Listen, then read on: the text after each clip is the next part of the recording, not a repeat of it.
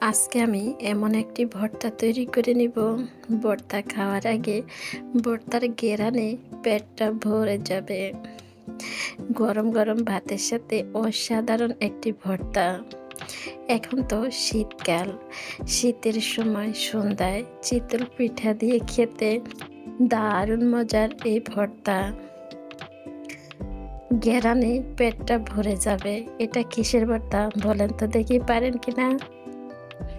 বিসমিল্লাহির রহমানির রহিম। সবাইকে আসসালামু আলাইকুম। Hello viewers, welcome to my channel Mim moms blog. কেমন আছো সবাই? আশা করি তোমরা যে যেখানে আছো সবাই ভালো আছো। আলহামদুলিল্লাহ, আমিও ভালো আছি। চলে আসলাম প্রতিদিনের মতোই আজকে আবার আরও একটা ভিডিও নিয়ে। আশা করি তোমাদের কাছে ভালো লাগবে। ভালো লাগলে একটা লাইক দিয়ে আমার পুরোটা ভিডিও জুড়ে সবাই থেকে যাও। এখানে আমি বেশ কিছু ধনিয়া পাতা নিলাম। ধনিয়া পাতাগুলো ভালো করে ধুয়ে নিলাম। ধুয়ে একটা চাকরির মধ্যে রেখে পানিটা ঝরে নিলাম। এবার এরকম ছোট ছোট করে কেটে নিতে হবে। সবগুলি ধনিয়া পাতা এরকম ছোট ছোট করে কেটে নেওয়া হয়ে গেল। এবার আমার লাগবে রসুন কুচি, কাঁচামরিচ কুচি, পেঁয়াজ কুচি। জাল নিজেদের পছন্দ মতোই দেওয়া যাবে। অনেকে বেশি জাল খেতে পছন্দ করে, অনেকে কম জাল খেতে পছন্দ করে। এবার চুলার মধ্যে একটা কড়াই বসাই দিলাম। কড়াইয়ের মধ্যে তেল দিয়ে দিলাম। আমি কম তেলে এগুলি ভেজে নিব, বেশি তেল দিব না। এবার পেঁয়াজ কুচি, রসুন কুচি, কাঁচামরিচ কুচি দিয়ে চুলার আঁচটা কম রেখে এগুলি ভেজে নিব। আপনারা চাইলে আলাদা আলাদা করে ভেজে নিতে পারেন।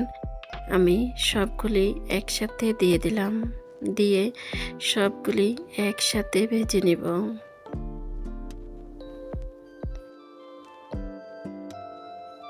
আমি রসুনের পরিমাণটা একটু বেশি দিয়েছি। আপনারা চাইলে রসুনটা আর একটু কম দিতে পারেন। এবার লাল লাল করে সবগুলি ভেজে নিব। আমার ভিডিওটা দেখতে দেখতে তোমরা যারা আমার সাথে এই পর্যন্ত চলে এসেছো, একটা লাইক দিতে ভুলে গেছো, একটা লাইক দিয়ে দাও।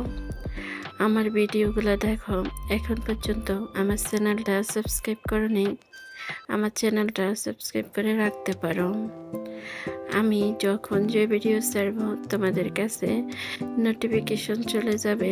সময় সুযোগ বুঝে তোমরা দেখে দিতে পারো। তোমরা যারা এই কাজটা করেছো তোমাদেরকে জানাচ্ছি অসংখ্য অসংখ্য ধন্যবাদ। এভাবে আমাকে সাপোর্ট করার জন্য, এভাবে আমার পাশে থাকার জন্য।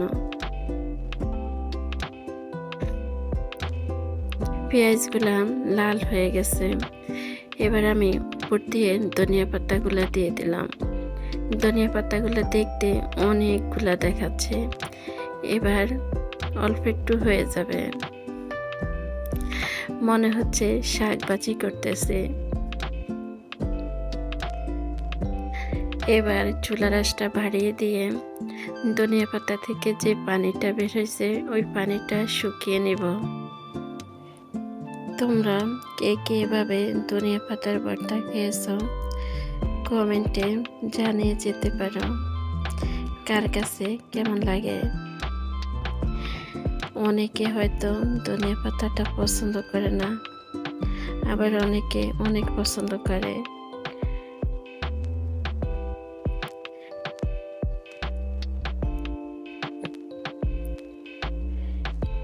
এবার আমি স্বাদ মতো লবণ এখানে দিয়ে দিলাম। লবণটা প্রথমে কমে দিলাম, পরে দেওয়া যাবে। একবারে বেশি লবণ হয়ে গেলে খেতে আবার ভালো লাগবে না।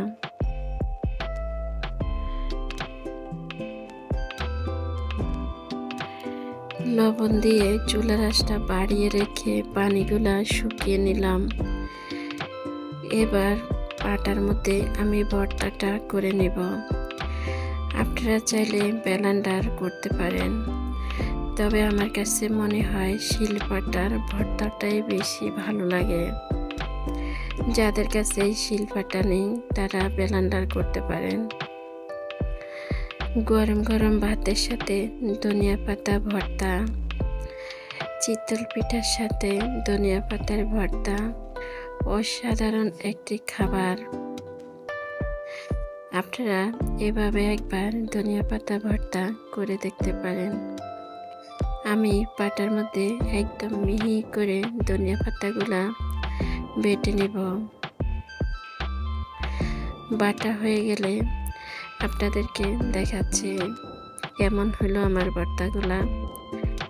আমার সাথে আপনারা একটু পর্যন্ত যারা চলে এসেছেন, একটা লাইক দিতে ভুলে গেছেন, একটা লাইক দিয়ে দেন।